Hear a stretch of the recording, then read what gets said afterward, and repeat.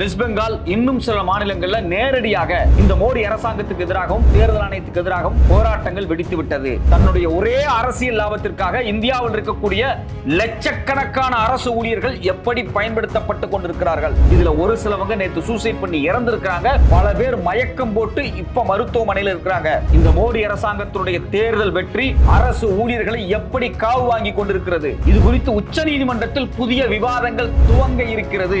ஏன் எதுக்காக மோடி அரசாங்கம் இவ்வளவு நெருக்கடிய அரசு ஊழியர்கள் மேல கொடுத்திருக்கிறாங்க? நாடு தழுவிய போராட்டம் ஏன் வெடிக்கிறது? அதற்கு பின்னாடி நடந்துட்டு இருக்கக்கூடிய அரசியல் என்ன? வணக்கம், இது தமிழ் குரல். நான் உங்கள் சத்யராஜ். தீவிர வாக்காளர் பட்டியல் திருத்தம், அதாவது எஸ்ஐஆர் நடவடிக்கையை தேர்தல் ஆணையம் ஆணையிட்டு இருக்காங்க. தமிழ்நாட்டில் இருக்கக்கூடிய பணியாளர்கள் அந்த வேலையை துவங்கிட்டாங்க. அது மட்டும் இல்லாம கேரளா, வெஸ்ட் பெங்கால், இது மாதிரி பல மாநிலங்கள் இருக்கக்கூடிய அந்த பிஎல்ஓஸ் அப்படின்னு சொல்லக்கூடிய பணியாளர்கள் தான் இந்த வேலையை செஞ்சுட்டு இருக்காங்க. இதுல ரொம்ப அதிர்ச்சியான விஷயம் என்ன அப்படின்னா, நேற்றுக்கு கேரளாவை சார்ந்த ஒரு பிஎல்ஓ சூசைட் பண்ணி இறந்திருக்கிறார். அது மட்டும் இல்லாமல் இன்னும் சில பிஎல்ஓக்கள் அந்த வேலை செய்து கொண்டிருக்கும் போதே வேலை பணி சுமை தாங்க முடியாமல் மயக்கம் போட்டு விழுந்து மருத்துவமனையில் அட்மிட் பண்ணியிருக்காங்க. கேரளா முழுக்க போராட்டங்கள் துவங்கி இருக்கு. அதே போல தமிழ்நாட்டிலும் பல பகுதிகளில் இந்த பிஎல்ஓ இந்த மோடி அரசாங்கம் கொடுத்திருக்கக்கூடிய நெருக்கடி இருக்கு பாத்தீங்களா, இந்த நெருக்கடியை தாங்க முடியாமல் மிக மோசமாக பாதிக்கப்படுறாங்க. அதாவது மத்திய அரசாங்கம் இந்த திட்டத்தை கொண்டு வந்தாலும் சரி, தேர்தல் ஆணையம் கொண்டு வந்தாலும் சரி, களத்துல போய் வேலை பார்க்க போறது யாரு? நம்ம சாதாரண பணியாட்கள் தான். இப்ப தமிழ்நாடு பொறுத்த வரைக்கும் பாருங்க, இந்த எஸ்ஐஆர் ஃபார்ம் வீடு வீடா கொண்டு கொடுத்துட்டு வர்றாங்க. கொடுக்கறது மட்டும் இல்ல, அங்க இருக்கக்கூடியவங்களோட உரையாடி அவங்களுடைய ப்ரூஃப் எல்லாத்தையும் வாங்கி பார்த்து செக் பண்ணி கையெழுத்து வாங்கி கை நாட்டு வாங்கி இதெல்லாம் டிஜிட்டலைஸ் பண்ணணும். ஒரு பெரிய வேலை. தமிழ்நாட்டில் கிட்டத்தட்ட பாத்தீங்கன்னா 6,41,15,000 வாக்காளர்கள் இருக்கிறாங்க. அந்த எல்லாத்துடைய வாக்குகளும் செல்லாதுன்னு மோடி அரசாங்கம் டிக்ளேர் பண்ணிருச்சு. எஸ்ஐஆர் ஃபார்ம், அதாவது எனுமரேஷன் ஃபார்ம் இருக்கு பாத்தீங்களா, இந்த எனுமரேஷன் ஃபார்மை ஃபில் அப் பண்ணி 11 ஆதாரங்கள், டாக்குமெண்ட்ஸ் கேட்டிருக்காங்க. அதுல முக்கியமான ஆவணங்களை கொடுத்தா மட்டும்தான் நாம சிட்டிசன்ஷிப்பா திரும்பி வர முடியும், ஓட்டு போட முடியும். இந்த ப்ராசஸை கிரவுண்ட்ல நடத்துறது யாரு? நடத்துறது பாத்தீங்க அப்படின்னா ஸ்கூல் டீச்சர்ஸ். அது ஸ்கூல் டீச்சர்ஸ் மட்டும் கிடையாது, ஸ்கூல்ல வேலை செய்யக்கூடிய அட்டெண்டர்ஸ் கூட இந்த வேலையில் ஈடுபடுறாங்க. அதே மாதிரி பாத்தீங்க அப்படின்னா இந்த அங்கன்வாடி ஊழியர்கள் இருக்காங்க இல்லையா, அந்த அங்கன்வாடி ஊழியர்களுக்கும் சத்துணவு அமைப்பாளர்களுக்கும் இந்த நெருக்கடி வந்திருக்கு. இப்ப காலையில இப்ப தமிழ்நாட்டை பொறுத்த வரைக்கும் மார்னிங் பிரேக்ஃபாஸ்ட் ஸ்கீம் இருக்கு.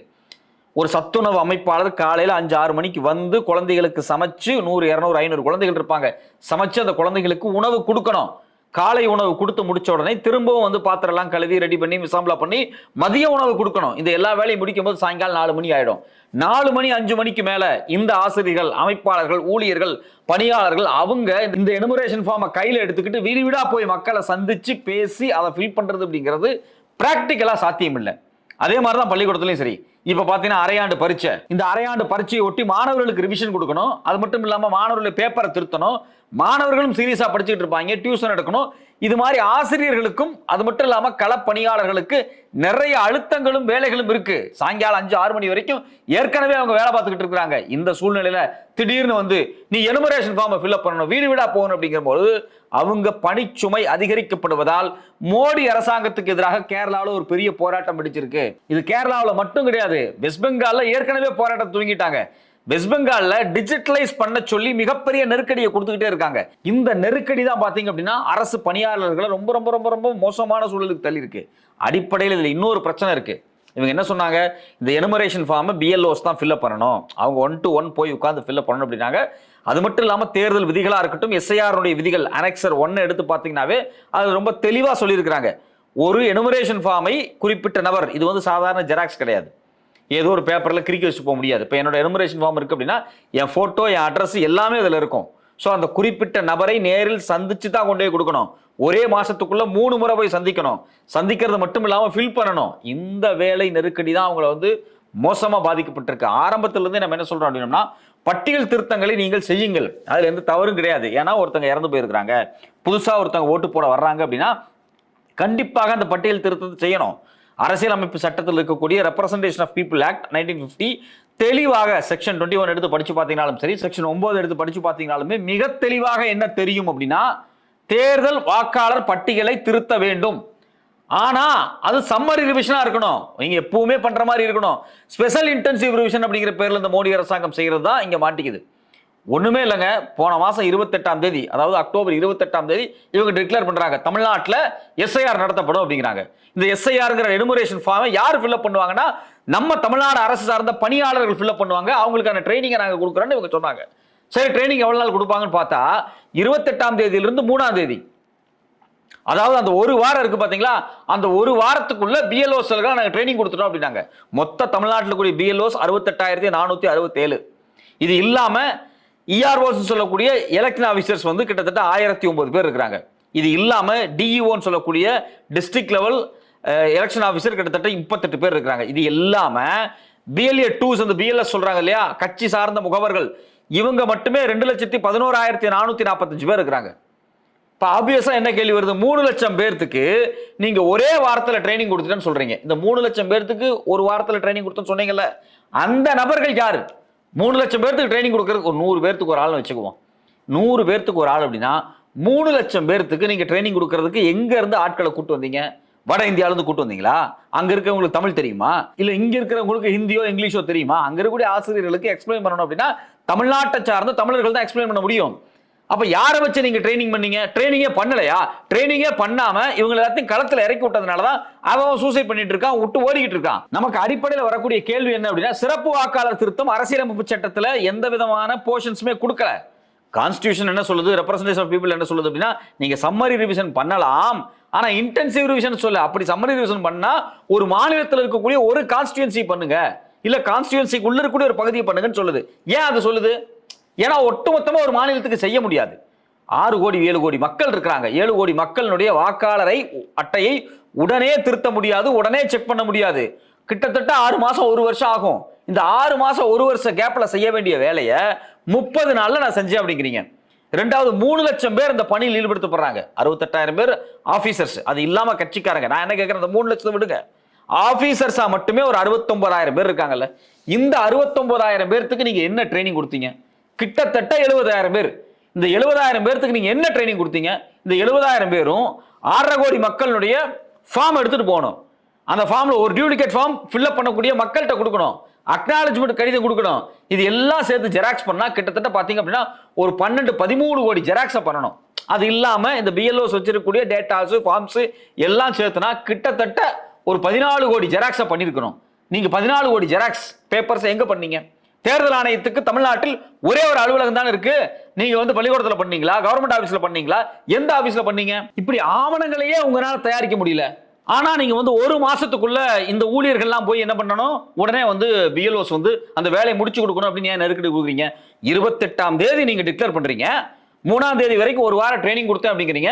4ஆம் தேதி, நவம்பர் 4ஆம் தேதியிலிருந்து டிசம்பர் 4ஆம் தேதி, இந்த 30 நாட்களுக்குள்ள இவங்க 6.5 கோடி மக்களை நேர்ல சந்திச்சு பேசணும் அப்படிங்கிறீங்களே, இது எந்த வகையில் நியாயம்? நீங்க அடுத்த மாசம் 8ஆம் தேதிக்குள்ள எல்லா வேலையும் முடிச்சிருவீங்களா? டிராஃப்ட் ப்ரிப்பேர் பண்றதுல இருந்து எல்லா வேலையும் பண்ணிட்டு உடனே 9ஆம் தேதி நீங்க வந்து ஒரு டிராஃப்டை வந்து ஃபைனல் டிராஃப்ட் வெளியிடுவீங்களா?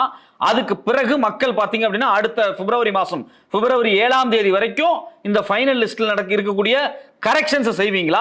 பிற்பாடு வந்து நீங்க உடனே அடுத்த நாளே வந்து ஃபைனல் லிஸ்ட்டை வெளியிடுவீங்க அப்படின்னு சொல்றீங்களே, என்ன நியாயம் இது? அப்போ 30 நாட்களுக்குள்ள 6.5 கோடி பேர்த்த சந்திக்கணும்.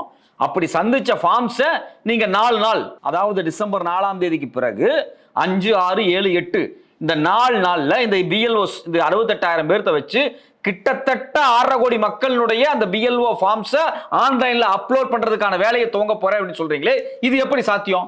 4 நாள் எப்படி இவ்வளவு மெட்டீரியலை வந்து ஆன்லைன்ல போடணும்? இதுக்குன்னு தனியான ஒரு பிரத்யேகமான ஒரு வெப்சைட்டை நீங்க கிரியேட் பண்ணீங்க. அப்படியே நீங்க கிரியேட் பண்ணாலும் இவ்வளவு ஃபார்ம்ஸ், இவ்வளவு மெட்டீரியல்ஸை எப்படி 4 நாள்ல உள்ள ஏற்ற முடியும்? அதுல ஏதாவது கிளரிக்கல் எரர்ஸ் நடந்துச்சுன்னா என்ன ஆகுறது? ஒரு தடவை ஃபார்மை ஃபில்அப் பண்ணும்போது ஃபார்ம் தப்பா போயிருச்சு அப்படின்னா அவ்வளவுதான், அதுக்கப்புறம் ஓட்டர் ஐடியே கிடைக்காது. இந்த நிர்பந்தத்தை போட்டதே நீங்க தான். இப்போ அவ்வளவு நெருக்கடி கொடுக்கக்கூடிய இந்த விஷயத்தை வேகமா செய்றீங்க. சரி, இதெல்லாம் விடுங்க, நீங்க ஃபைனலிஸ்ட் வந்துருச்சு, என் பேர் வரல அப்படின்னா நான் வந்து பிப்ரவரி 7ஆம் தேதி வரைக்கும் டைம் கொடுப்பேன். அதுக்குள்ள நீங்க எல்லா டாக்குமெண்ட்டையும் கொடுத்து திருத்தணும் அப்படிங்கிறீங்க. ஒருத்தன் ஃபார் எக்ஸாம்பிள் பர்த் சர்டிஃபிகேட் தொலைச்சிட்டான், இன்னும் தேவைன்னு நீங்க சில டாக்குமெண்ட் சொல்றீங்களா, அதுல 1-2 அவன் தொலைச்சிட்டான்னு வச்சுங்களேன். அவன் தாசில்தார் ஆபீஸுக்கு போய் பர்த் சர்டிஃபிகேட்டோ கம்யூனிட்டி சர்டிஃபிகேட்டோ வேற ஏதாவது வாங்குறதுக்கே 3 மாசம் ஆயிரும். அதை அவன் வாங்கி கொண்டு வந்து அதுக்கப்புறம் உங்கள்கிட்ட கொடுத்து அவன் ஓட்டு போடணும் அப்படிங்கிற நிர்பந்தத்தை நீங்க ஏற்படுத்துறது எந்த வகை நியாயம்? அப்போ இந்த தேர்தலில் தமிழ்நாட்டில் லட்சக்கணக்கான பேர், கிட்டத்தட்ட 1/4 நீங்க யாரையுமே ஓட்டு போட விடாம தடுக்கிறதுக்கான வேலையை பார்க்குறீங்களா? அதுலேயும் குறிப்பாக இஸ்லாமிய மக்கள், சிறுபான்மையின மக்கள் எங்கெல்லாம் பாஜகவுக்கு ஆதரவு கிடைக்காதோ அந்தந்த டிஸ்ட்ரிக்ட்ஸ்ல அந்தந்த பஞ்சாயத்துல இருக்கக்கூடிய ஓட்டை ஒட்டுமொத்தமா காலி பண்றதுக்கான வேலையை நீங்க பாக்குறீங்களாங்கிற கேள்வி வந்திருக்கு. இது மாதிரி பிஎல்ஓஸ் நீங்க பிரஷர் போடுறதுனால தான் ஒருத்தர் சூசைட் பண்ணிருக்காரு. அவர் எழுதி வச்சுட்டு சூசைட் பண்ணிருக்காரு கேரளால. அவர் பேர் பாத்தீங்கன்னா அனீஷ் ஜார்ஜ். அவர் இந்த வேலையில கடந்த ஒரு வாரமா ஈடுபட்டுக்கிட்டு இருக்காரு. அவர் காலையிலிருந்து அவர் ஒரு சாதாரண ஒரு எம்ப்ளாயி, அந்த சாதாரண எம்ப்ளாயி, ஸ்கூல் எம்ப்ளாயி என்ன பண்றாரு அப்படின்னா, அவருடைய வேலையை சாயங்காலம் 5 மணிக்கு முடிச்சுட்டு வேக வேகமா அந்த ஃபார்மை கலெக்ட் பண்ணிட்டு கேரளா மாதிரியான மலை பிரதேசங்கள் அங்க இப்ப மழை பெஞ்சுக்கிட்டு இருக்கு. இது மழை காலம், பருவமழை பெஞ்சிட்டு இருக்கக்கூடிய இந்த காலகட்டத்தில் ஃபார்மை எடுத்துக்கிட்டு வண்டியை தூக்கிட்டு அவர் ஒவ்வொரு வீடா அலைஞ்சிக்கிட்டு இருக்காரு. நான் என்ன கேட்கிறேன், இவ்வளவு டிசம்பர் மாசம் அப்படிங்கிறது பருவமழை, கேரளா, தமிழ்நாடு எல்லா பக்கம் பெய்யும், புயல் வரும். இந்த சூழ்நிலையில வீடு வீடா போய் ஃபார்மை செக் பண்ணுங்க அப்படிங்கிறீங்க. இன்னைக்கு மழை பெஞ்சிட்டு இருக்கு. இந்த வெயில சாயங்காலம் ஸ்கூலை முடிச்சுட்டு வந்த உடனே, அது மட்டும் இல்லாம அங்கன்வாடி வேலையை முடிச்சுட்டு வந்த உடனேயே இந்த ஃபார்ம்ஸை எடுத்துட்டு மலையில அவங்க எப்படி போவாங்க? அதனாலதான் அவங்க சூசைட் பண்ணிக்கிறாங்க. நீங்க பணி நெருக்கடியை ஊழியர்களுக்கு கொடுக்குறீங்க. நாளைக்கு அங்க இருக்கக்கூடிய வருவாய்த்துறை சார்ந்த எல்லாருமே போராட்டம் பண்றாங்க. இதே மாதிரி வெஸ்ட் பெங்காலையும் போராட்டம் நடந்துட்டு இருக்கு. இது மட்டும் இல்லாம ஸ்ரீஜா அப்படிங்கக்கூடிய 45 வயசு லேடி நேத்து மயங்கி விழுந்திருக்கிறாங்க. இது மாதிரி பல பேர் மயங்கி விழுந்துட்டாங்க. அவங்கனால நான் என்ன கேட்கிறேன், சாயங்காலம் வேலையை முடிச்சுட்டு ஒரு வாய் சாப்பிடணும், வீட்டுக்கு போகணும், சமைக்கணும், குழந்தையை பார்க்கணும், ஹோம்ஒர்க் எழுத வைக்கணும், ஏதோ ஒரு வேலை அவங்களுக்கு இருக்கும்ல. அந்த வேலையெல்லாம் பொருட்படுத்தாம அவங்களை கொண்டு நீ நைட்டு 10 மணி வரைக்கும் இந்த எனுமரேஷன் ஃபார்மை தூக்கிட்டு தெரியணும், நீ ஒரு மாசத்துக்குள்ள எல்லா ஃபார்மையும் கொடுக்கணுங்கிற நெருக்கடி தான் இன்னைக்கு இவரை கொலை பண்ண வச்சிருக்கு. அதாவது இட்ஸ் an institutional murder. ஒரு இன்ஸ்டிடியூஷன், மோடி அரசாங்கம், தேர்தல் ஆணையம் மிக மோசமான நெருக்கடி கொடுத்து ஒருத்தரை கொலை செய்திருக்கு தான் நம்ம சொல்ல வேண்டியதா இருக்கு. இது மட்டும் இல்லாம இன்னும் லட்சக்கணக்கான எம்ப்ளாயிஸை வாட்டி வதக்கிட்டு இருக்கு இந்த தேர்தல் ஆணையம். இது எல்லாம் எதுக்காக?